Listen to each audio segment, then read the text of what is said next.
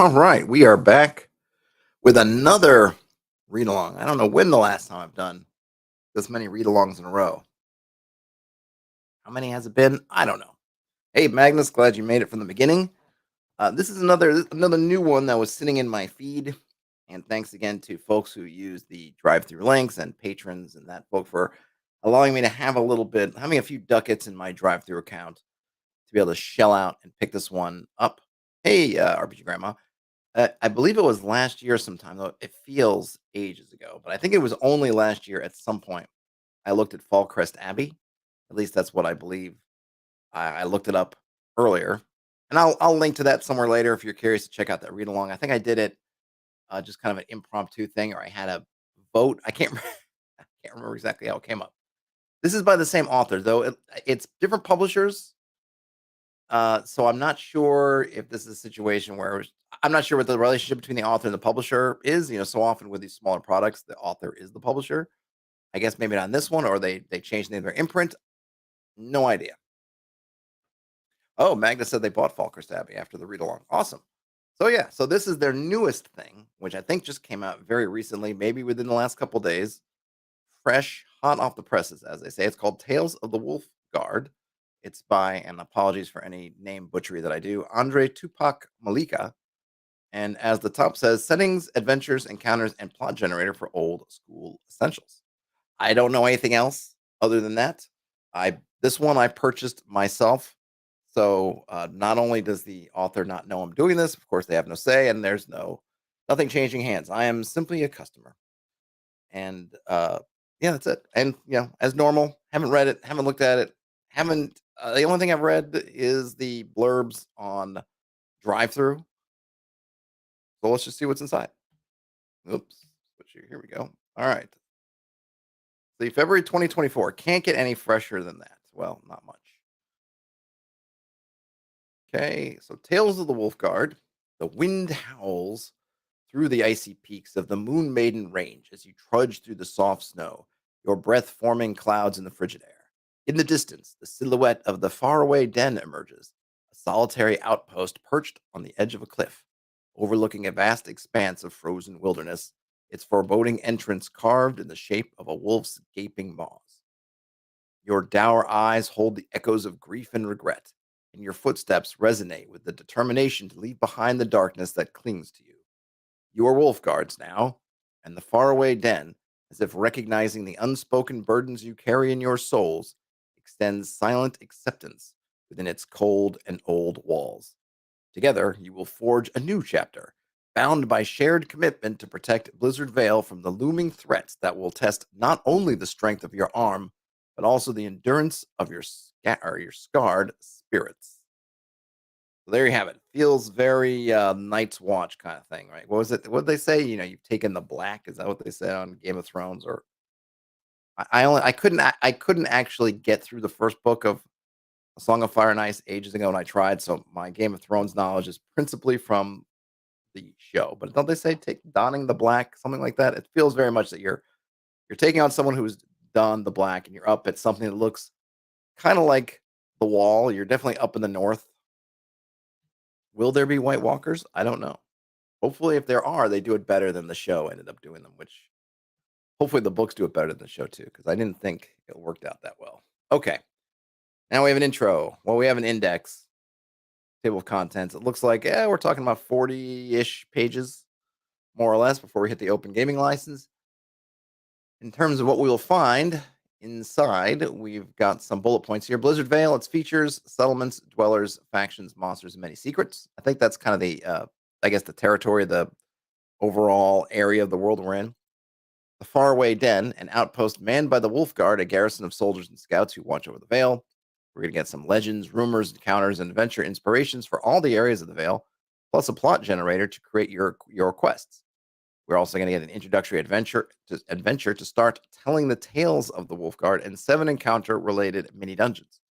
6 pre-generated third-level characters to dive straight in the adventure with, and finally an ambient soundtrack to play during your game sessions. I forgot about that. There is a soundtrack. I'm not playing it. Maybe I'll reach out to the author and I can play it at a later date. Hey, Kian, we're up to what is this called? What is this called again? Tales of the Wolfguard. If you're familiar with Falkrest Abbey, it is the same author. If you're not, this looks like it's kind of a mini or micro setting for like the closest thing I can think to if I was to think of the elevator pitch would be sort of like if you were playing one of the Night Watch or whatever they call it, the guys on the wall in Game of Thrones. You're familiar with Game of Thrones. The Night's Watch. I think that's what it is. Basically, the Night's Watch kind of situation up in here. Okay, so let's see. We got this. All right, we old school essentials. We got that. Great. It seems like so. One thing I was actually looking for, I was curious about, and I'm not sure. So they say that we're going to get 6 pre-generated third level characters, and I was actually wondering about that. If this was kind of a 1 to whatever level, if this had certain level requirements. I don't know if the fact that they're saying here that they're giving us some third level characters to play with is just to give us some stuff that just give some characters that already got a little meat on their bones for maybe first timers, or whether this is designed for I don't know, kind of mid-level, lower mid-level play. It doesn't say. I couldn't find it anywhere on the drive-through intro or the description page, so I'm not sure if that third level speaks to the challenges, but I suppose we'll see. Magna says, and they do take the black. They're sometimes called the Black Brothers. All right. And it is Night Watch. All right. I wasn't remembering falsely. Hey, Ian, welcome. Okay. Truths of the setting. This setting makes some assumptions about the game world. Feel free to break or ignore them to make Blizzard Vale fit your campaign. The province of Blizzard Vale is part of an old empire spanning a vast continent. The current emperor is Egon Kravaha the 12th. I feel like, again, that's kind of Games of Thrones. Wasn't there some Egon or Aegon? Very kind of similar. I don't know if it's accidental or not. Who rules from the Obsidian Throne in the capital of Rum or Rumne? I'm not sure how that's supposed to be pronounced. The administrative class trains in Rumne and then goes to Holdens, while legates supervise the provinces like Blizzard Vale. So in this case, it's more of a Roman, feels like a Roman Empire type situation, not the patchwork of kingdoms that we have in Game of Thrones. Lesser bureaucrats support both governors and legates in their many duties. The empire is going through a phase of deep political crisis, and its grip over the most remote regions and provinces is ever weakening. Although the empire has always been tolerant towards religious diversity, its official cult is that of the First Mother, the divinized figure of Elizabeth Kruvaha, the mighty war lady who founded the empire. Lastly, there are clans of barbarian elves native to the region of Blizzard Vale. They're elves in all respects, but their culture is barbaric. Yeah, I don't know what that means. I really am more and more as I go on. I really detest barbarian. And I know I always get someone come out of the woodwork and say, oh, so and so called themselves barbarians. I don't care for the exception. It doesn't prove the rule. I just don't like it. The elves may seem barbaric to the people of the empire. I totally get that. But saying their culture is barbaric to them, is it to them? I mean, they go around saying our culture is barbaric? Probably not. Probably not. They probably don't think of it that way. And I suppose if we're just looking at it from a very empire specific point of view, that would be fine. We're talking from the Roman perspective, and the Germanic tribes or the Franks or whatever out there were barbarians, or from the imperial Chinese angle, and we're looking out at the Mongols and whatnot. But we're kind of zoomed out. We're true to the setting. This is from an external from the GM. And what would make the elves culture barbaric? Is it barbaric to us in the modern times? What does that mean? Just don't like it. And I mean, don't get me started on the barbarian class, because it's kind of the same thing writ large. Magna says Aegon the Conqueror was the Game of Thrones William the Conqueror. Okay, so yeah, so maybe it's just coincidence, or hey, look, they're riffing on Game of Thrones. No problem with that. I mean, I mean, there probably are more things that riff off of it. I would have assumed that especially when Game of Thrones was at its peak, that it would inspire all kinds of stuff. So always good to see something, definitely different than, kind of Lord of the Rings done over and over again. Okay, Magnus says barbarian means uncultured as opposed to us, where us is whoever is writing the history, i.e., the Greeks, Romans, Chinese, Persians, etc. Right. No one would have. Right. That's kind of what I mean. But that segment of text wasn't from your view from the empire. It's supposed to be outside of it, as we're the GM looking down. So, what does the elves' culture being barbaric? What does that mean? I don't know. Magnus says sounds like there's an intentional slant baked in there. Maybe. We'll see. Or they mean barbarian in kind of the role-playing sense of barbarian, like they do what we consider barbarian class kind of stuff. I don't know. We'll see, right? We'll see. I don't want to get bogged down. Okay, so Blizzard Vale is the northernmost province of the Empire, conquered with great endeavors centuries ago. It's a frozen, hostile land with sparse patches of conifers, icy rivers, and lakes. The vale is nestled betwixt the high, frigid mountains of the majestic Moon Maiden Range and is covered with snow year round. The wild harshness of nature seems to kindle a deep, unspeakable, almost mystical feeling in many who were born or come to live there. Okay. Yeah, nomadic, right. Magnus is maybe tribal or nomadic with better words. Yeah, they're just probably something a little bit better. But like I said, I don't want to get bogged down in there. And it's in the, and, there, and there's this weird thing with like, right, what barbarian would mean in kind of regular speech, but then what barbarian means in kind of tabletop role playing speech, which could mean that they mean that these elves are going to be like Conan, like Legolas meets Conan the Barbarian. Like maybe, maybe we'll see. We'll see. Okay, so we're getting some background here on Blizzard Vale. So it's, we get a little bit of the geography and history here. When the Empire arrived in the Vale, it was already dwelt by sparse clans of barbarian elves. All right, so maybe we'll hear more about the elves now. Constantly at war with each other as the clans were, it was not difficult for the Imperial forces to overthrow them out of the Vale, push them into the mountains where they still live today, and found the town of Ysvindur, the only bastion of civilization in such lands of bewildering beauty. The importance of Blizzard Vale and Ysvindur to the Empire has waned over time. If centuries ago the region was key to keeping the Empire's enemies at bay, they've all been defeated and absorbed ever since. Nowadays, were it not for the commerce of exotic goods that Ysvindur guarantees towards the south, the province would have been probably forsaken. Okay, so whatever it was, the importance in terms of security of the Vale has waned, but there's still some commerce there. So some money changing hands. We don't know yet what these exotic goods are, but maybe we'll learn. We have some box text about something called the dachas. The first local custom the people of the empire learned from the barbarian elves was the use of dachas as mounts and draft animals instead of horses, which are practically useless in these frozen lands. Okay, so we're getting a little bit of like almost like a chocobo. Dachas are large, bird-like but flightless animals that measure about 6 feet from head to toe. Domesticated by the elves in ancient times, they are intelligent, docile, and nimble creatures, perfect for navigating the snow, ice, and rock. And we get some stats later on. Cool. So yeah, it feels like it's a chocobo aspect. I'm curious as to why they would. I guess maybe they're just from the ice. I don't usually think of birds outside of penguins as being super cold. Well, I guess there's like puffins and other birds that are really seem to be kind of arctically inclined, maybe. But still, it's cool. I'm down with some chocobo or not quite chocobo. Don't sue me. Square Enix action. Then we have the town of Ysvindur. It's 2 centuries old, partially dug in a mountain, both to shelter it from Blizzard Vale's freezing cold, and because the mountain rock provides a sturdy natural fortification.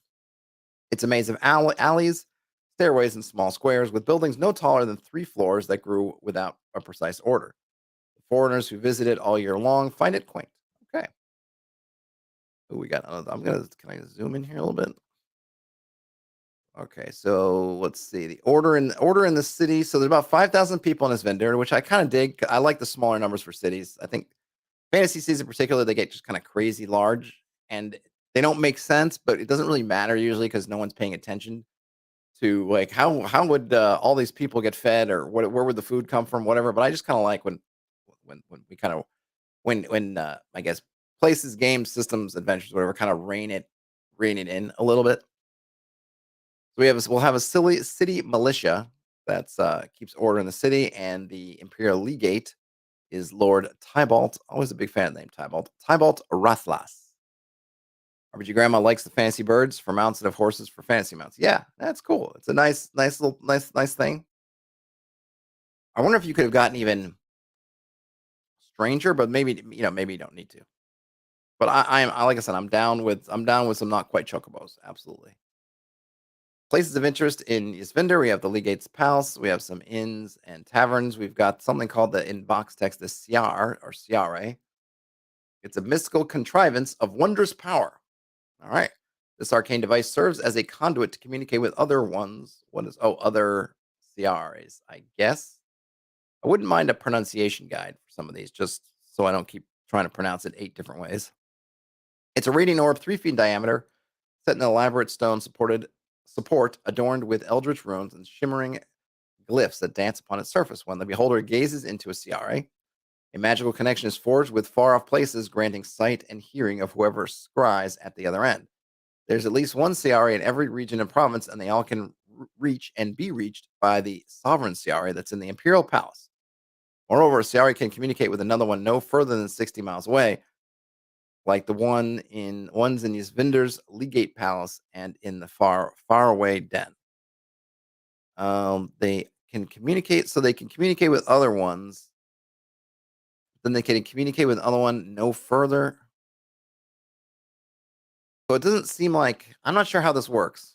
So okay, so we have a couple things going on. So we have the kind of Game of Thrones Night's Watch element. We've got not quite chocobos, and now we've got the Palantiri plural going on here. I'm not quite sure what this means because on one hand it says they're all connected together, and so the sovereign, which is like the master, can call out to these or connect with these other ones. But then it says can communicate with another one no further than 60 miles away, which makes it seem like you wouldn't. I mean, I don't know. We don't have a great sense of how big the empire is, but presuming it's fairly large, that would put it beyond the scope. So I'm not quite sure. It's interesting that they felt the need to put this in. I don't know if this is going to play in any adventures. It's a good way to get news and things. If this is something to call out, like how is news getting up here? Because this place is not really the hub of everything. How is news getting here? Well, people are communicating it via these kind of orbs. So it's another kind of cool. So it seems like there's some kind of borrowing of different concepts and mixing them together. But that's totally cool because that's kind of what D&D is. I mean, D&D is nothing if not a mishmash of a whole bunch of different sources thrown together in an interesting way. So we have some House of Pleasures. I don't know if I need that in my game, but you've got it if you want it. And there's Madame Elvira if you want to, if you need to talk to ownership. We have a general store. We have a Temple of the First Mother. That's the religion or the state religion anyway. Maybe zoom out right again. Wait. There we go. We have the Thrill of Gambling. And there's a game called The Last Stand, which is explained. That's kind of cool. I like that. Like a unique game that you can play, and it's got some quick rules. I'm not going to read through the rules because I need to try to save some energy somewhere. But I like that we have kind of a custom game, and instead of just giving it a name, they actually come up with kind of a little bit how it works. Another piece of box text here on Ysvindur's Last Guardian. Unbeknownst to anyone except the Imperial Legate, the Civil Militia, and the Wolfguard. Unbeknownst to anyone except the Imperial Legate, unbeknown to anyone except the Imperial Legate, the Civil Militia and the Wolfguard are not the only protectors of Ysvindur, for the statue of the First Mother in the temple is, in truth, an ice golem. That's why the temple has no walls. I don't know if that makes total sense to me, but sure. I guess it doesn't need walls for protection, as opposed to just having walls. I don't know. Only the Legate knows the magic words that awake and put to sleep the golem, and the construct only obeys his orders. However, the Legate is bound to resort to its aid only in the most desperate cases. Up till now, nobody has ever seen the construct in action. So that's kind of a nice look. Ian says the map looks like it's 260 miles across. Okay, I haven't seen the map yet, but we'll get there. But is it posted somewhere, Ian, or do you own this already? How do you know this about the map? But so yeah, certainly it would seem. I mean, I don't want to get caught up in it. It's just the phrasing of that just made it seem a little weird. I'm not sure whether the intent is there's some nuance to how these orbs work, or if it's like chaining together telephone poles where each one, is like the magical wire in between these different outposts, and you got to kind of chain them together. Not a huge deal. Legate, okay. Legate. That doesn't sound right in my ear, but maybe there's these words that you only hear or you only read in your brain, and I don't think I've heard anyone say it. I'm gonna stick with legate. If it turns out it's legate, something else later, that's fine.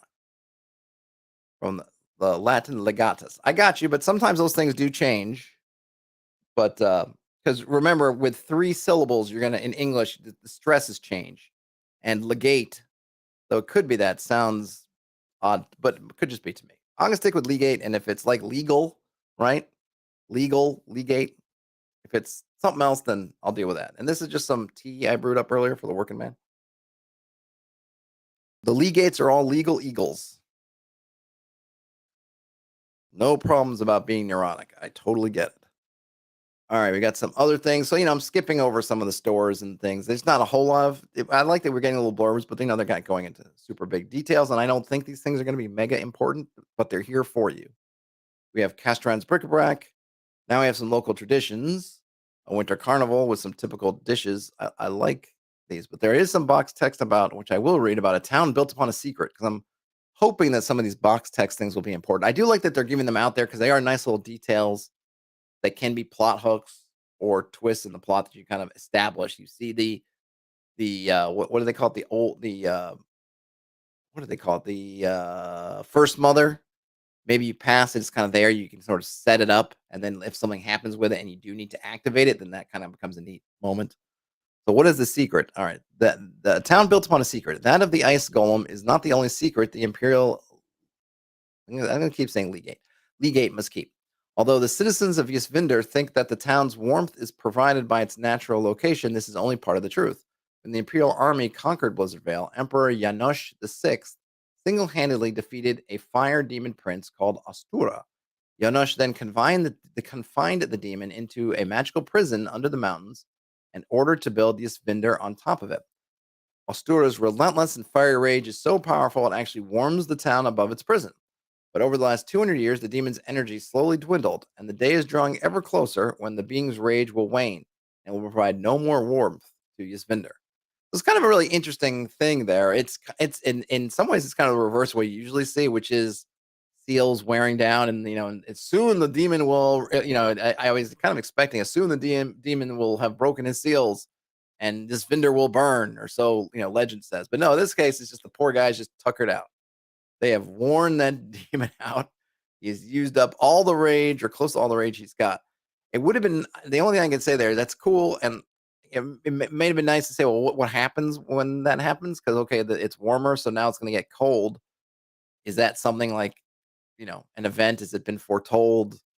I guess we just have to figure out if we're going to use it or not. Maybe it'll come up later on. We have some typical dishes. I do like this stuff. So we have elk jerky, frostberry stew, glacial trout pie, icicle mint tea, and spice bread. Mmm, spice bread. We have the scorpion milk set. Oh, interesting. Scorpion milk. Yummy. As of recently, a sect of assassins originating from the heart of the Empire has turned its attention to Blizzard Vale. The sect is called the Scorpion Milk, and its members are ruthless criminals, though they abide by a strict and weird code of honor. It's unclear, however, why such a prominent criminal organization reached out for such a remote province of the Empire. Perhaps this decision relates to some persistent rumors about the scattered kingdoms bordering the province of Blizzard Vale to the east, which apparently have reunited under the leadership of the mysterious disowned king. Maybe the Scorpion Milk has an interest in pledging at his service for espionage, sabotage, and assassination activities. Well, that doesn't really explain why they'd be in Blizzard Vale unless they're just traveling through to go visit the disowned king. But they're here. And we've got a table of Scorpion Milk's misdeeds. I'm just going to read one of these. The Scorpion Milk let loose a doppelganger on the streets of Ysvindur who starts killing random people until it stops. Okay. Is there some, it's kind of an I guess maybe just for stats. I was wondering sometimes when you just put a random creature in here, like, why is it important at being a doppelganger? I suppose that would make it interesting to stop, but it's kind of a random bit. Whereas this to me, if it was maybe what I'm saying is a doppelganger kind of going mischief, killing folks in the city is really interesting because it can keep taking on. What was that? Was it The Outsider, that HBO show that kind of, I guess, spoilers had to do with a doppelganger? But it can be a really interesting premise for an investigation type thing. And I feel like I wouldn't want to waste it just on like a random misdeed. I feel like that's like an interesting enough thing. Probably wonder why it's not used more often if you have access to doppelgangers. But yeah, there's one. Or your grandma loves her a doppelganger. Absolutely. Let's see. I'll read one more. The last one. Hondo Castron sells cursed relics to some moderately influential people in Ysvindur that bring misfortune and tragedy to them. Hondo then waits patiently as the cursed items take their toll, eliminating his victims through seemingly unrelated accidents and disasters. The character's investigation should lead them to the dwarf shop. Hondo will heartily protest his innocence. I mean, these are good, but I feel like they need more. I mean, I guess I wonder. Anytime, well, here, well, the context for the table is anytime the referee wants to hint at the presence of scorpion milk in Blizzard Vale, roll on the following table. A roll on the following table set the stage. I mean, these are really good. I feel like they're worth more than this. I think at least a couple ones I read are seem like really full fledged adventure seeds as opposed to just rumors on the street kind of thing. Hey, Dice Tales. RPG Grandma says next is customized displacer beats. Well, it worked in the Honor Among Thieves movie. So, okay, so now we're getting the barbarian elves. I've already protested the use of barbarian, so I won't go over that again. All the clans recognize Bird of the Ice Gaze, or is it Byard? I'm gonna call it Byard just to change it up. Maybe Byardy. Byardy of the Ice Gaze as their Sengor, tribal leader and war chief. She's a fearsome yet wise leader who works to maintain good relationships with the people of Ysvindur and the Imperial Legate. Okay, well, she seems good. All right, so the elves of Blizzard Vale are very different from others of their race found elsewhere. That's because, for reasons unknown, these elves have a much shorter lifespan than usual. The oldest individuals live no more than 80 years at best. The hardness of the land they eke a life out has forged a fierce, cold, and warlike culture. Not even the Empire's arrival in Blizzard Vale has changed their mores, although it has smoothened its most cruel aspects. Okay, so now we're getting a little bit more. So maybe the fact they're calling barbarians the idea that they're cold and warlike culture. I don't know, but I like the fact that they've changed the lifespan now. It might even be more interesting to say that these aren't actually elves at all, but they have long ears, but they're just humans. Therefore, you get the 80-year kind of lifespan. Sacrifices. In ancient times, during the nights of the new moon, the elves used to make demi in parentheses human sacrifices, the victims being prisoners from other clans. Things changed when the Empire imposed its laws and the elves stopped making war on each other. According to rumors, however, some clans, notably the Eagle clan, still perform secret, gruesome sacrifices in hidden stone circles. And then we have some settlements.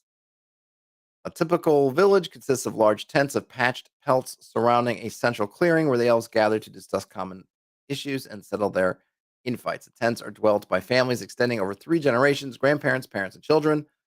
The Dacha clan poses an exception because it lives in a more civilized settlement made of wooden huts. Okay. RPG Grandma says, like, empires aren't cold and warlike cultures. I know. And that's, again, RPG Grandma, you're speaking my language, going back to why I just dislike the whole barbarian thing to begin with. But yeah, as if the empire hasn't made war and done all that stuff. And it's just weird because we're not looking at this from an empire point of view. We are clearly coming down at this from outside it. So it probably is something that, if I were going to do a second printing, I might just find other words. What other words would you use to describe it? But barbarians become such a catch-all for like a lifestyle, a fantasy cultural lifestyle, that I understand the appeal of just being able to use that word. But I think it gets, well, not only I feel like it's an overdone, but I feel like it robs things of really trying to be more, maybe be a little bit more creative, descriptive, thoughtful. Yeah, I'm woke again. I'm woken up to wokeness. Somebody stop me. No doubt there will be the comment either in the stream or afterwards where somebody will call me out for that, but no. Worm riding. So we have worm riding. So we're throwing maybe a little Dune in here. When young elves feel ready to join the adults of their clan, they must prove they're worthy. Such younglings leave their village and wander the vale and the mountains in search of a quartz worm to ride. Moreover, when the time of war comes, the Sangor leads the barbarian horde. I'm just going to not say barbarian every time it comes up. Leads the horde into battle riding a quartz worm, a terrifying sight to behold even by the bravest. All right. Well, I like the worm riding. I don't know if they mean worm like it's a dragon or maybe something could be kind of cool, something else, a little bit different. There is a monthly market where exotic wares are available together with common ones. The merchants coming from the heart of the empire long for these items, which they sell at high prices in the markets of the south. All right, so what are the items? And then before we get to the items, we have some box text with 5 clans. They're all kind of animal themed. The Dacha clan, those are the flightless birds people riding on, the kind of not quite chocobos. Eagle Clan, Horned Wolf Clan, Quartz Worm Clan, and the Yak Clan. Okay. So now we have some. What are these items? I'm gonna say these are items in the market. So we've got some. You can get peat, some trinkets, a wolf fur cape, ice grease. Oh, I like that. It's a viscous yellowish oil with a rather unpleasant smell, yet is very effective against cold. All right. There's a tanar. The game that consists of an oddly shaped wooden chessboard with four colored stone pieces. Look at that. So you even get the game and I guess some directions on the game. So that's kind of cool.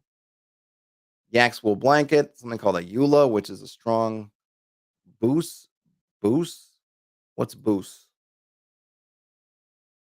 That's supposed to be booze, like alcoholic drink. I guess it makes sense if it's fermented. Yak's milk. Okay, it's fermented yak's milk, and then a storm caller drum. That one's way more expensive than everything else. Sacred instrument used to rally the tribe before the battle with its booming sound that impressively mimics the roar of thunder. Okay.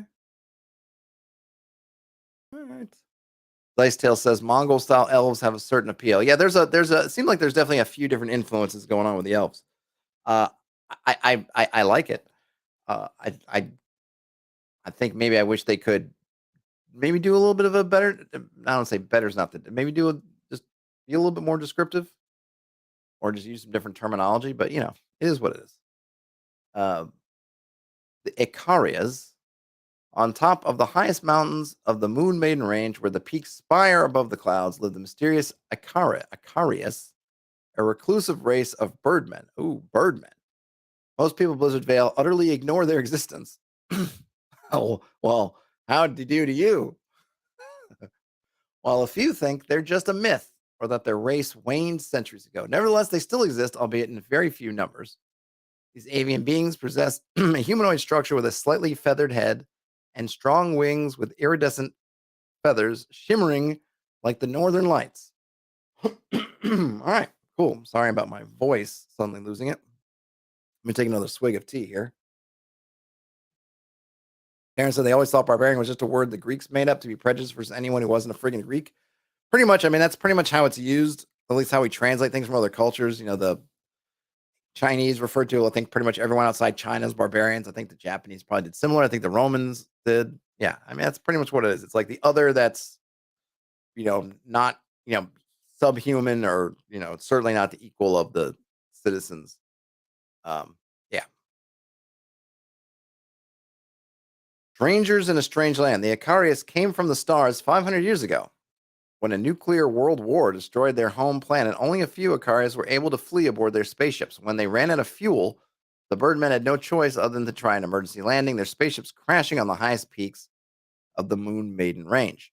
Ever since what remained of their ships was slowly embraced by the eternal ice and became their homes, the Icaria thus slowly got used to living in Blizzard Vale and used their scientific lore to ensure their survival in such a hostile environment.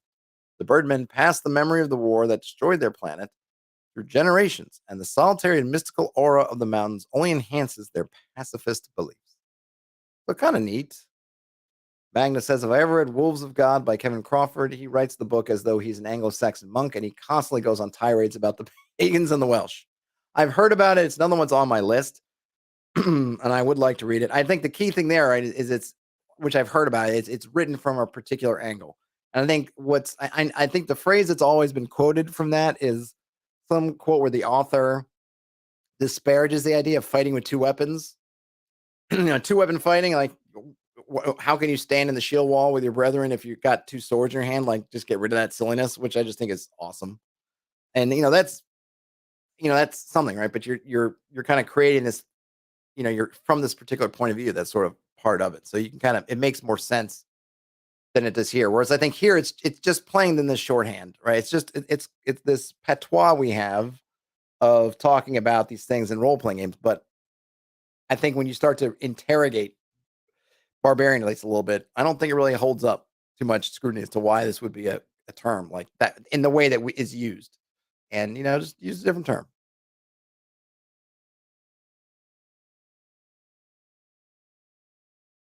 Okay, so let's see. So we have a typical Icarian house. The light lance. It's a techno-magical weapon that consists of a metal tube. All right, that's cool. And what's happening? Okay, from which two opposing light beams extend on command for total. Okay, so it's kind of like a two-handed lightsaber, or this was what was it like? Darth Maul had the two lightsaber, the double-sided lightsaber. Character who tries to use his weapon must make an intelligence check. Repeat each combat. On a fail, it irredeemably, I think is what they mean. Irremediably. I don't, I don't know if I'm just not recognizing the word or if that's wrong, but it breaks. That's pretty tough. I guess if you're not in, I feel like that's kind of rough. I understand maybe the first couple times, but I would give someone like a 3. They can pass 3 of them, then they've kind of figured it out. Because it seems like a neat, kind of fun weapon, but not if it's gonna every time you get into a fight, it's gotta break. It's gonna potentially break on you.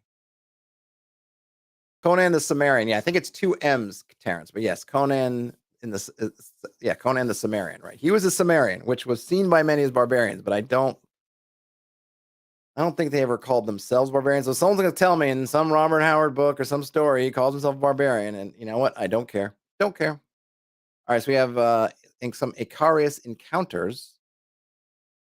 I'm gonna kind of skip these because I'm already at 38, 39 minutes. But we have some encounters. Does that say D6? Oh, it is 6. Okay, for some reason I was reading that as 8. Yeah, so we have D6 of encounters. Now we get to the Wolfguard.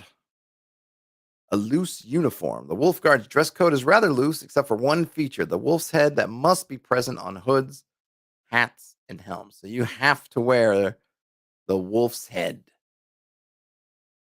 All right. The Wolfguard is an old garrison of women and men devoted to defend Blizzard Vale and the town of Ysvindur from any threat. The Wolfguard's origins are shrouded in a heroic legend.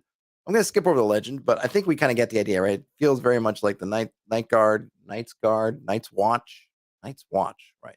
Yeah, a lot of wolves had to die to get these kind of uniforms. Well, it seems like maybe there's no shortage of wolves around there. I don't know. We'll find out. Faraway Den. That's basically the home, I was gonna say the lair, but maybe that's not appropriate. The home base, I guess, for the Wolfguard. But your grandma says, "Poor wolves reduced to human hats." I know, right? Sad. All right, the pack. A squad of Wolfguards is traditionally called the pack, and each pack member is used to fill a role. So we have the chroniclers fill up the faraway den's journal entries and keep the pack morale high. Interestingly, I think these are not just. I mean, I think these are you're expected presumably to pick one of these because it's because it says things like usually characters like acrobats and bards fill this role. So I think they mean in your party that hey, one of you is going to be maybe the chronicler, another person might be the priest. If you're a cleric or a druid, a rook is your kind of fighter types. Striders are for scouts and spies. Acrobats kind of get double dipping here. And then warlocks are pack members who deal anything magical and weird. So we get some, I guess, potential. It seems like you could maybe have. I don't know if you're meant to have one of these in each. If you're going to have a pack that you put someone in every role, because potentially in at least player characters, you might not have. All these. But there is, let's see, 1, 2, 3. I mean, there are 5 of these, so that would fit really nicely with a 5-person party. But, Dave says they've been thinking about having a skin changer in the next game that wears fur of an animal and can turn into them. I've actually played around with that before. I can't say I invented it. I mean, obviously, it's probably showed up a bunch of times. I remember it was an old book, a Merlin book that I read that had that where he was running around wearing a wolf fur, kind of like these, not wolf fur, it was a bear, like a bear fur thing. And then he transformed into the bear. And since then I read that as a kid, I've always liked it. So I've played with that a bunch. But not necessarily more in an ad hoc way. I don't think I ever made particular rules for it. But I do like those kinds of, I guess, kind of sympathetic magic things where you have some of something where you're able to make these connections. When I was playing, what was it? Barbarians of Lemuria, and I was playing a magic user. That was kind of my mode. I would always look for little things to find and then use that in my spell. So if we found like a rat's claw, I would figure out some kind of spell where I could want to use that kind of imbue myself with some rat-like quality through its little skeleton that I had or something like that. Like I would try to use all that stuff that I'd find. Yeah, but I believe so. Dave's talking about the term berserker. I believe it's actually a bit mysterious because it can mean that, but it can also mean like something else, like either like no shirt or fur. I forget exactly. And actually, apparently, it's not 100% clear. It means bare shirt, um, but it could mean bare shirt. So that's certainly one interpretation, but it's not 100%. I think it's one of those things where that the word and the origins that there's kind of multiple. I don't know a whole lot about it, so but I believe that there's a little bit of mystery.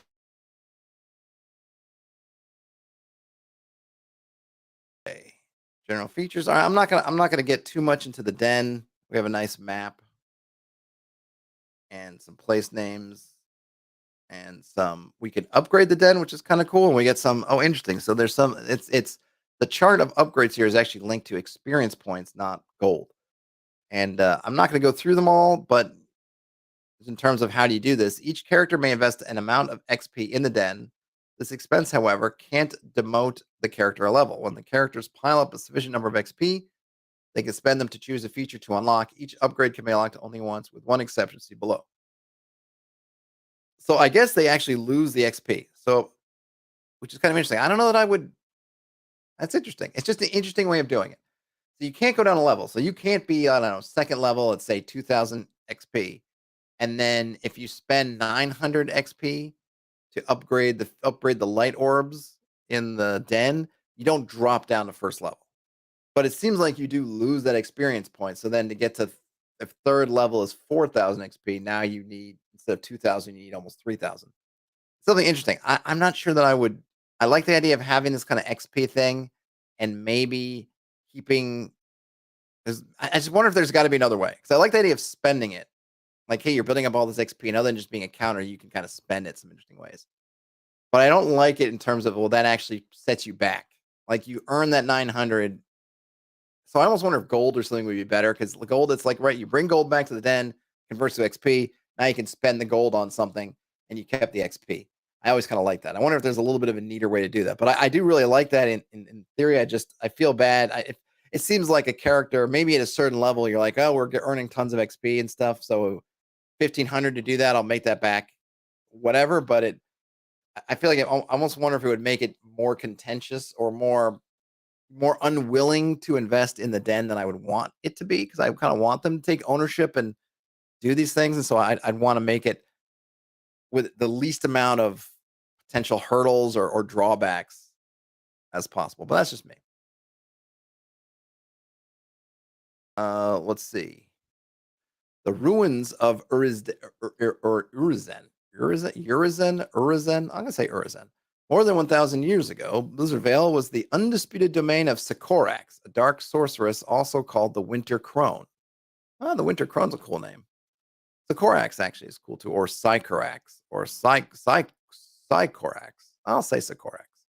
She dwelt in the Tower of Urizen, set in a hard to reach recess of the Vale that nowadays lies in ruin. The legend holds that Sycorax brought the first elves, the ancestors of the clans, to Blizzard Vale to serve her as slaves and guards. Her power was immense, drawn from a mystical source called the Orrery that allowed the sorcerers to tap into the power of the stars themselves. It is unknown how Sycorax's reign came to an end. Probably at last she didn't achieve the immortality she long sought after for and died of old age. As for the Orrery, if it truly existed, nobody's ever found any trace or record. Well, that's I mean, it's a neat story. We could decide how true it is or not. Unspeakable fear. Characters entering the frightening ruins of Urizen must save versus spell or suffer a -1 of their attack rolls and saving throws until they have leave the area and stay away for at least 6 hours. But it will be you can use remove fear to dispel this effect. Oh, interesting. All right, so we have some encounters in Urizen. A D10's worth. I'll just read one, and I'm just going to read number 10. 1d4 echoes of Urizen slowly appear around the characters, which have 2 turns to flee unscathed. If the characters stay, the elf characters can convince the undead that the party poses no threat with a charisma check, On a success, the echoes silently show the party the way to Dungeon 7. Bum, bum, bum. I'm not sure I love the having the checks in here because that's I suppose it depends on how you play, right? This is for old school essentials. I don't know what the guidance is if in the guidance in old school essentials is different from BX, but I would just encourage people, and I wouldn't use charisma check. I would use that's a reaction roll. I would use a reaction roll, right? And maybe say that elves get a bonus to the reaction roll. So if you throw your elf in front and then you could maybe just talk to them as normal. You could even have something like, what do they speak? Do they speak, I don't know, Blizzard Vale Elvish or something? Does that translate close to other Elvish? We haven't really gotten a sense of the languages here. If there's some kind of empiric norm, common that everybody speaks, but I don't know if I love the charisma check. Just talk it out. Talk it out. Allows for a lot more nuance. Um, we do have some dungeons of Urzen, and those echoes would lead you to dungeon number 7. Might maybe giving these names, I think I might like what is the place? Don't just number them. I mean, okay, number them if you must. But if possible, give me some names. So here they're just labeled, and it looks like I can't tell. It looks like they're kind of small mini dungeons, which is fine. They doesn't seem like they connect to each other. And this is dungeon 7, which is where those echoes would keep you. I like the maps themselves. I kind of like the little thought bubbles where we're putting the explanations in here. It does.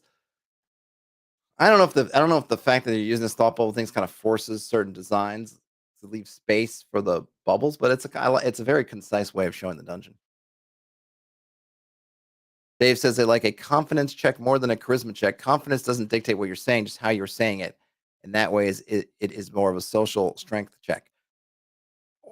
I mean, I would buy that, Dave, but how does one rule a confidence check in BX, let's say, or OSC?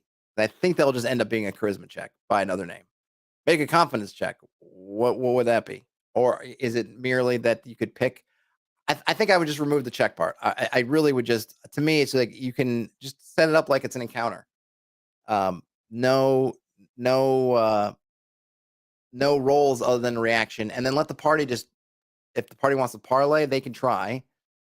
And there are obvious ways that maybe an elf or somebody who can sympathize with them or gain empathy with them in some way can then get to a part where you can parlay or you run away or you do that. I don't, for at least me anyway, I don't need or want it to come down to the check.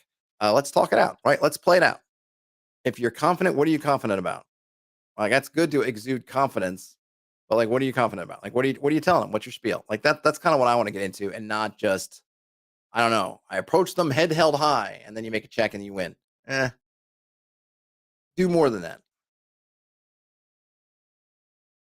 Dave says, change out your charisma for confidence. Then the players talk. If it requires it, they can roll. Otherwise, you don't need it. That's fine. But now you're changing. Yes, Dave. But remember, this is an adventure. It's not a system. So I don't know that if I want. I don't think the answer to for this particular set of adventures, we have to kind of rewrite what charisma is. That'd probably be my nuclear option. It still ends up you just rolling the check. Whereas, like I said, I just get rid of it. We already have the tools in BX. We got morale and we have reactions, and some combination of that, and then just role playing out will get you to the same places. But I feel like for me anyway, would be a lot better. Magnus says, make it a skill. Nah, don't need it as a skill. Hey, look, you guys, we can all play it a billion ways, which is kind of the great thing about it. But I don't think you need all that. I just think just let them role play it out. The tools are already there. For me anyway, right? Reaction, morales, and whatever the party does. I don't need anything else. I certainly don't need it to be kind of boiled down to one check. And I'm not anti-skill, just anti-skill. And there are skills back in the day. Your to hit roll, that's a skill. Turn undead is a skill. The thief stuff obviously are skills. And yes, GURPS and other systems also with skills. Skills are not new. Not at all new. I think it's the systems evolved, and then you can like or dislike the evolutions. But all right. So we have some notable NPCs here. What did I end up calling her name? Birdie, level 8 elf, Hondo Castran, level 7 dwarf, Madame Elvira, level 6 magic user. That's the person who runs the House of Ill Repute, so to speak. Lord Tybalt Rathlas, who is the legate, is level 8 cleric.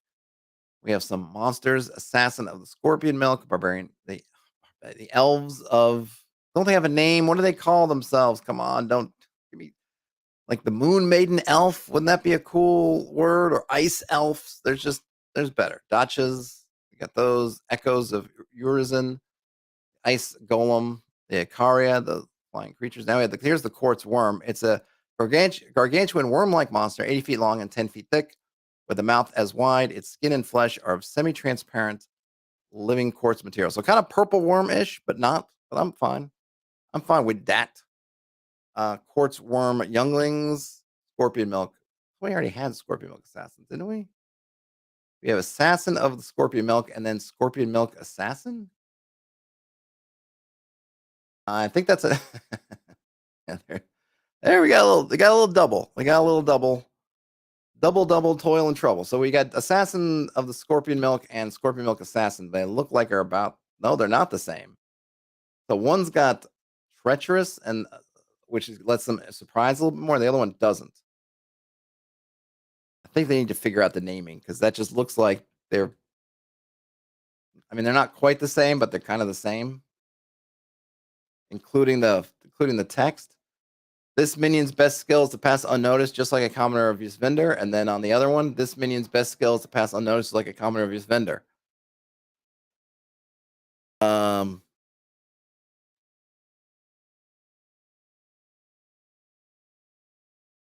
So not sure. Not sure. Dave, more explaining on confidence. I'm not averse to confidence, Dave. I just think that if the answer to making this work in a particular adventure is to rewrite the stat of the system, it wouldn't be my first choice. I'd like less drastic measures, I suppose. But like I said, I don't think you need it. I think you can, like, really, depending on what you mean by confidence, it's either your save versus fear effects in the case of a dragon landing next to you, or in the case of instilling confidence in others, it's like a reaction roll bonus. I don't think we need to either rewrite charisma or add another stat. I think just saying like, hey, like you've got, fanatic, impossible to intimidate. All right, well, that's kind of one sort of confidence. Um, you know, but I'm not averse if you wanted to make up your own stats to be like, instead of having charisma, someone else have confidence. I'm good with it. But I just think in this instance, this is written for old school essentials. I don't think changing how old school essentials works to make that a better fit. It just wouldn't be my first choice. Dave's having fun. All right. Well, then keep going, Dave. I won't stop you. We have some legends and rumors. And that's the end of the book. All right. So let's recap what we got here. So we basically have a mini setting. We have a mini setting with a I didn't see a map. Is there a map separately? There must be a map separately. I have to imagine there is a map separately because I didn't run I don't think they put one in the book, but I imagine there is one. It is a nice mini setting. It is a nice mini setting. They said that I thought they said, hold on a minute. Let me go. Hold on a moment, because I want to say that they said there was an adventure in there, and I don't know what I would call the adventure. What we would say the adventure is. Hold on a moment. What's all this then? All right. So according to the drive-through, description and map of the frozen province. Now, again, that might be there. I might have just not downloaded the map. I could probably. Where is my? Oh, let's see. We have Wolfguard, friendly soundtrack character sheets. I downloaded Wolfguard Color. There's printer friendly. There's a soundtrack here. Did I miss the map?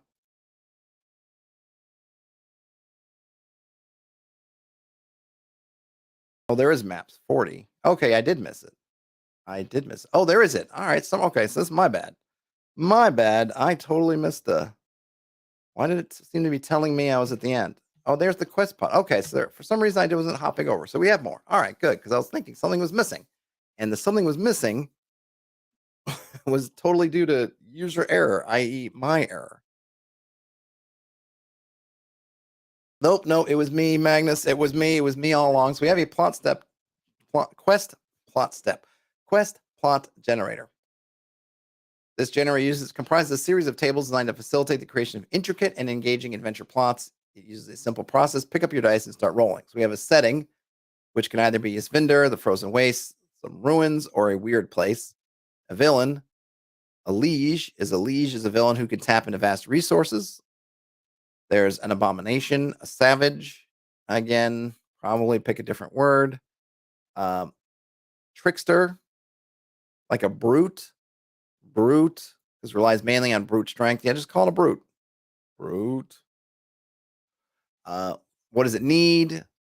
Or what's motivating it? A need, a passion, or a desire. That's great. This is very similar to the tools that we looked at yesterday. If you were on that stream about Bob World Builder's campaign quick builder, I think is what he called it. What's the reward? Duty, fame, or powerful friends? How does it start? A friend in need, by chance, unwilling heroes. It's personal. Mistaken identity or hired. Feral. Yep. That'd be another good one. The theme is a dread, mystery, a journey, a hunt, defending something, defenders, being defenders, I guess, crime or intrigue.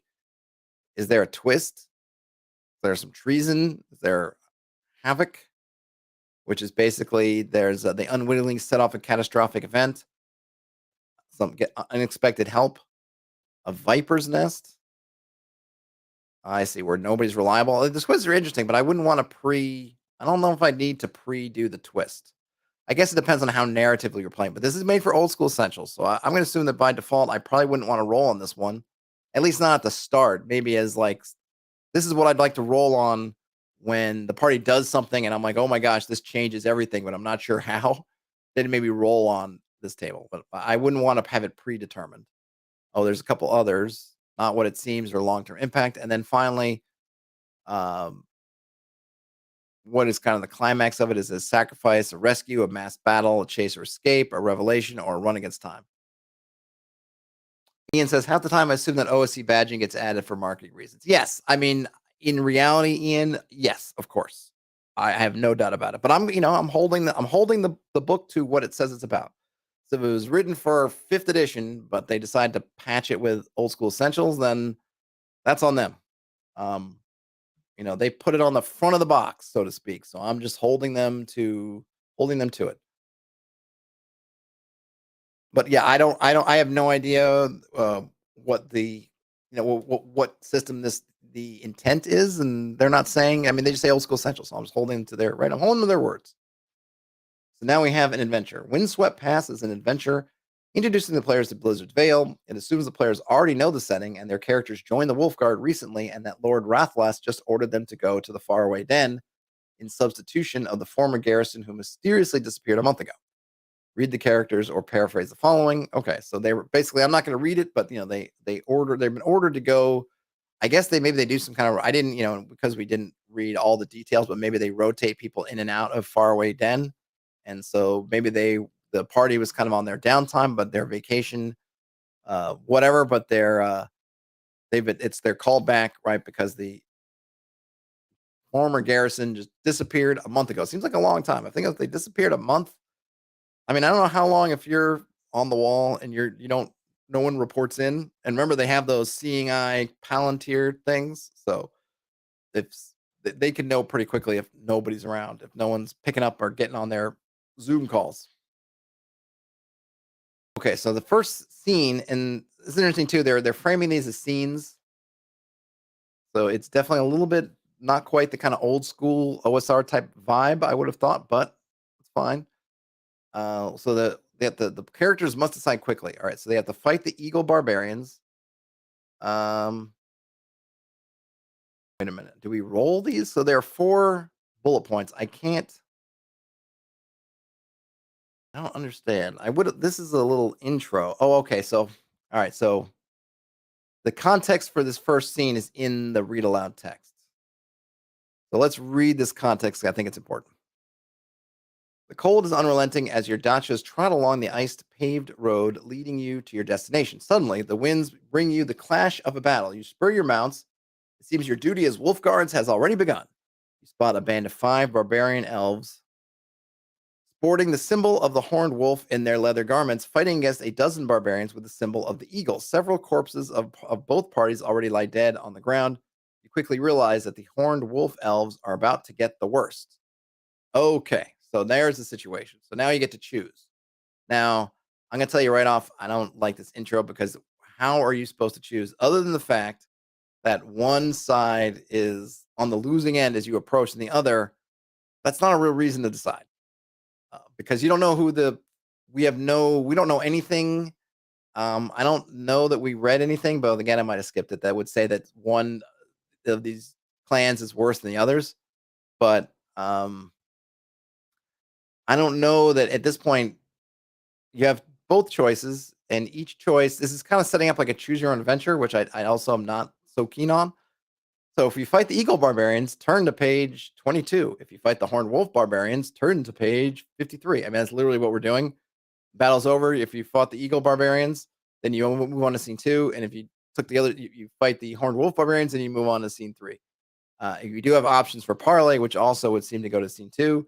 And then I guess there's treasure. Um,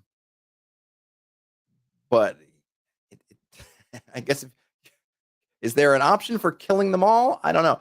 It's I think the other thing that I'm not sure about, I'd want to set up is what exactly is the current relationship between the Wolfguard and the Elves. Are you supposed to let them just do their own fighting? This is kind of is what it is. It's just a weird. I don't know. I just don't love it.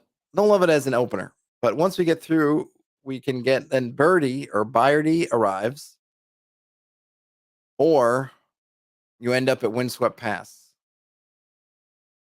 I don't know.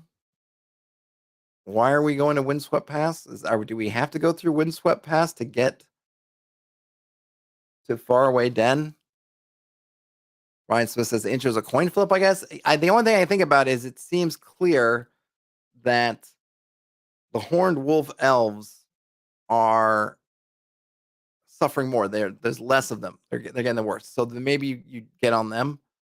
I mean, hopefully you parlay, right? It's just the way this is laid out is kind of this like choose your own adventure type thing. And then so if you either fight the eagle barbarians or if you parlay, then you get a Birdie arrives. But if you don't, you just go straight to the pass. So Birdie will also send you straight to the pass. So if you talk to Birdie, she tells the character she was after a group of renegades who attacked the Ysvindur merchant's wagon at Windswept Pass, containing the monthly supplies, the Wolf Guard. Okay.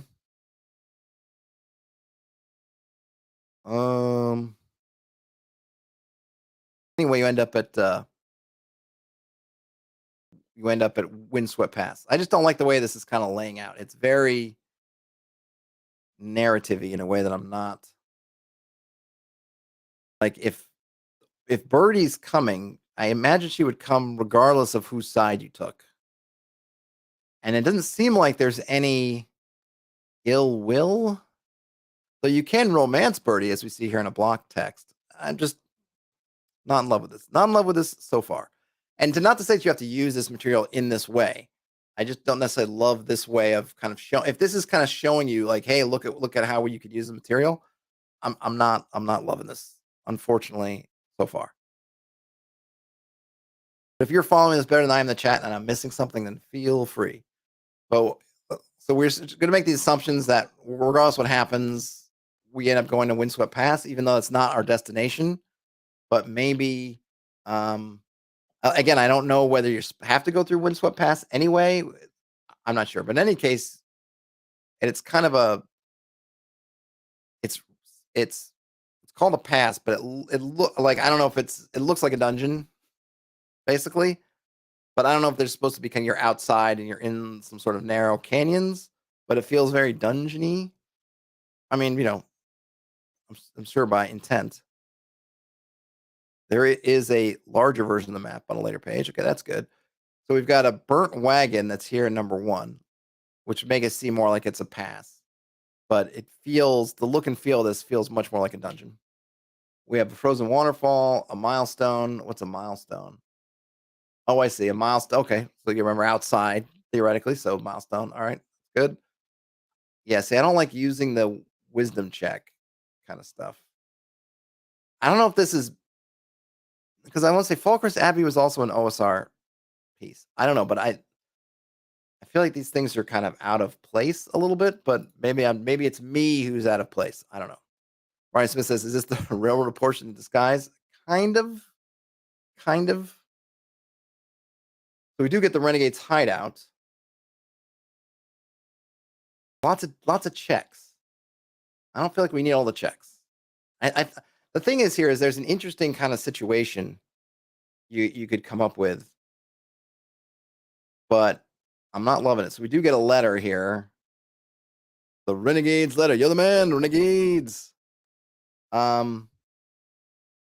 Is written on a crumpled piece of good quality paper. Again, a wisdom check, which I don't want. Just give me the scent of expensive perfume. Just say if they examine it closely, they'll smell expensive perfume. And you get the Veiled Herald, which is clearly leading up to something. And then we've got the Lost Garrisons. We find them. It's a garrison is only 4 Wolfguards. That doesn't sound like a lot. I don't know what kind of garrisons you used to, but I think of garrison, I think of more than 4. So I don't know. I think there's a way to rewrite this in a much less thing. Like because here you have the Wolfguards. You're the Wolfguards, Jake. You're the Wolfguards now. And these elves are fighting each other. You don't know what's going on. Like that is a good situation. You're coming in on it. You're in on it. You don't know what's going on. And we're not going to predispose who you fight. You just come on them fighting, but you are Wolfguards. So that means you're supposed to be keeping the peace. So I think that's we can agree upon that you're keeping the peace. The Renegade, the small tribe of Lorenzo Lamas. Yes, keeping the peace. So okay, you do that, and then Birdie comes. At some point during this thing's happening, Birdie shows up. Now, all Birdie I think has to do to kind of get this thing maybe going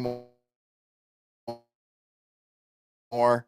Still kind of railroady, but Birdie shows up and basically and maybe did I miss it? Could she just say?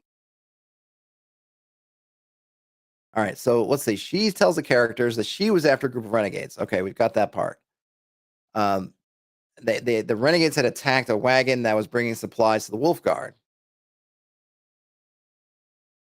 Okay, so like she sends us after kind of like the renegades part, but really the key thing that Birdie should be telling us, or somebody should be telling us, is that the Wolfguard garrison who disappeared is last seen in that pass. Like that's the key piece of information that we need to.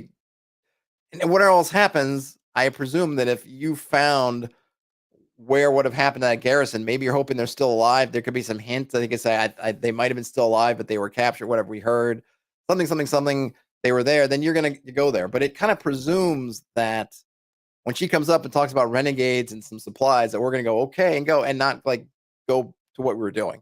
Whereas if you had directly invoked the missing garrison of your brother Wolfguards, that would probably be enough to get you to go. So it's kind of a weird thing. Either way, there's not a whole lot of choices going on. You're kind of depending on duty, honor, or something saying go here. And maybe I would also like, if I was going to kind of flesh this out more, right? If they go to the faraway den, right? Maybe there's no supplies, which means that they need to go to we need to find the missing supplies because we don't have enough food and shelter to get to it. So you could have this thing where you got 2 hooks. One is, oh, by the way, your fellow soldiers, they went missing, and last 3 renegades we were running off in that pass, and then we think that's why we took them, or like wagon trail, like the wagon and the thing. Oh, that's all going that way. So you have that, like renegades stole food and stuff, and oh, by the way, maybe the missing things, the missing garrison. And of course, you get to your faraway den, and it's like, yeah, we don't have food to last a week, let alone the month we're supposed to be here. Hopefully we'll click over in somebody's brain like, oh yeah, we really need to go find those missing supplies. and we were pointed where to go. So now maybe we can even get some more information if we go to the den itself. We can find some letters. I'm sure they search around. Like there's a way to make that a little bit more, well-rounded than this. Yeah, snowed in and worried they're dead. Yeah, there's a lot of things, but this just kind of pushes you on this path and kind of makes a lot of assumptions. And it's not really their fault, but they're kind of laying it out and go to this scene, go to that scene. Not my best, but it is kind of just an opening, right? It's just a little opening scenario, but I feel like they could have made it a little bit more, maybe interactive and not really dependent so much on kind of things that you're either expecting the party to go along because they're going to go along and not really giving them choices or what. All right, so we do have a map of Blizzard Vale. They're using 5-mile hexes. So you think things are pretty well spread out here. I don't think we were given anything so we just have to use whatever our resources already for things like what is in all these empty hexes. We don't have any particular rules or anything for that, which is okay because we got OSC and OSC's got us covered for that stuff, but we don't have anything, I guess, settings specific for that. We have the map of Faraway Den. Again, I do like the way these maps are with the speech bubbly things.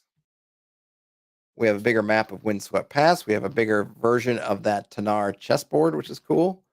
And we have a journal, because remember, someone's supposed to be the journaler. So someone theoretically is taking journaling notes, which is cool. I can't imagine you're actually using this, but it's neat. It feels almost a little bit story gamey, but certainly if you want to have somebody, I take notes when I play at the game. So, but I don't know if I need, I guess I'm not going to fault them for having it in there, but it's kind of like, I don't know who's going to use that, but all right. And then we get the OGL and then the end of the book. RPG Grandma says, this is why as a DM, you have to read the module and insert lots of sticky notes to fix. Yes, always read as much as you can. I know it can happen. You can get caught up and you just pull something off the shelf and just start running it. But yeah, if at all possible, read the adventure first, because a lot of times you can make lemonade out of your lemons. But that requires you to kind of see the lemons before they've hit you in the face. Ryan Smith says, if this is the first play session, I would be frustrated as hell if I was kind of stuck in a cutscene. Yeah, it is a little bit like choose which side. And it's like, I know you don't have to run it that way. I'm kind of exaggerating just the way it's written. Hopefully that's not how you would phrase it to the players of you can choose to take their side or you could choose to take the other side and kind of leave it more, let the party decide. But I think we could have gotten to essentially the same place without having to kind of make it seem that way. And then the fact is that which I'm fine with timing wise, you show up and then minutes later, Birdie or Byrdie shows up. And so you get the interaction with you, whatever's happening in that battle and her, and you can still have all that stuff. Unless the party just turns around and runs away, then you've got it. And if they run away, then maybe she follows them because she's clearly going to want to talk to them. And they're clearly going to get to the fort or the faraway den and see they have no supplies left. So you could tie it together, I think, just in a way that feels just a little bit better and still get to the same spots. But it is what it is. I like the book. I think there's a lot there. I wouldn't mind some more stuff because now looking at that map, the distances are pretty good from getting these spots. I'd like to know more about if there are, and it's a lot of, again, it's a lot of that sort of very, big bunches of similar terrains, which mean that as a GM, either I'm going to struggle to describe and kind of differentiate all this stuff, or maybe I end up just hand waving it. But if you really want to emphasize the hex crawly part, then I'm going to have to, if you really want to, describe the hex crawly bits, I could use some help, even though I can use kind of OSE basic stuff. If there's setting stuff that would kind of help, that would be kind of a nice to have. Don't need it, but going to be nice to have. Terrence says, if I come across two roughly equal size, I'm definitely going to try in Yojimbo that. Absolutely. And, I would totally encourage that. RPG Grandma says, you got to add landmarks and cool ideas to that map. Yeah, and RPG Grandma, that's exactly what I'm talking about. It'd be nice if we could get some landmarks and things. And maybe there's some of that in a couple of tables, but there could be a little bit more, I think, just because there's a lot of ground to cover. Or you just you just kind of skip it. Like, I don't know how much they intend you to go serious in the hex crawling or just kind of hand wave your way across. Magnus says mono terrain can work as long as the location of their encounter tables are fleshed out more. Yep, you will definitely want to do that. Magnus says this module seems light on tables. Yeah, there's not a ton. I'm not disappointed in the ones that are there. I think depending on how I wanted to use this, I could maybe use some more. But we have some legends and we have some encounters, but I would have liked more encounters in some of these different areas. Like we have a lot of there's a lot of kind of dead space in here. And it would be nice to give me some. Why don't we name these areas and then give them some encounter stuff? But of course, that does obviously lengthen the book, and that's just not their intent. But that's what I would maybe the first thing I'd want to do is flesh out some of these areas. Where are there villages here? Like we don't know at all. This is kind of a little bit of that thing where is Ysvindur? We don't know where their food comes from. Like where are there villages around? I don't think we really know which one is Ysvindur. Ysvindur is number 1. So Ysvindur is here. And we don't have a sense of much else going on in terms of things. So definitely need to flesh it out. Flesh out a bit. So I like I said, I think you could use this if you appreciate the setting, if you appreciate this kind of mix of sort of Game of Thrones, Night Watch with a little bit of Lord of the Rings, Palantir, a little bit of Chocobos in there. And it's kind of an interesting take on the elves, though I wish they described it a little bit differently. There's some things you can do here, but I think it's going to take a little bit of work. I feel like that could probably use more fleshing out. And for some people, it's going to be great because they're going to dive in and say, I'm going to flesh it out and make it my own. Great. But if it adds kind of a setting in a box type things, I think I maybe could have done without. Like I could have probably done without this adventure, particularly given what this adventure is, and instead got more on the fleshing out stuff. Even some of the little dungeons, they're fine, but you can always find little dungeons. I kind of think that I would rather, if I had to choose, and I even think about this for what I'm doing. Like if I'm choosing, I think I'd rather have all this, give you more setting stuff and think like, you can find little dungeons and put them together. Or I could make another book of little dungeons. But let me give you this other stuff that maybe helps give you better scaffolding or more scaffolding. Yeah, it is a Kabbalah-based game, more or less. Absolutely. But it's cool. They give you rules for that and everything. All right, folks. Well, I got a scram. This was Tales of the Wolfguard. I'm going back up here by Andrea Tupac Malika. There's a link to it on DriveThru. If you like that, I didn't have a chance to do. There is a soundtrack. I didn't have a chance to kind of clear it, so I wasn't going to play it on YouTube, but it's there. And yeah, that's what we got, folks. So have a great rest of your day, night, whenever you end up watching or listening to this. I hope you enjoyed it. Game on, and I'll talk to you later. Bye now.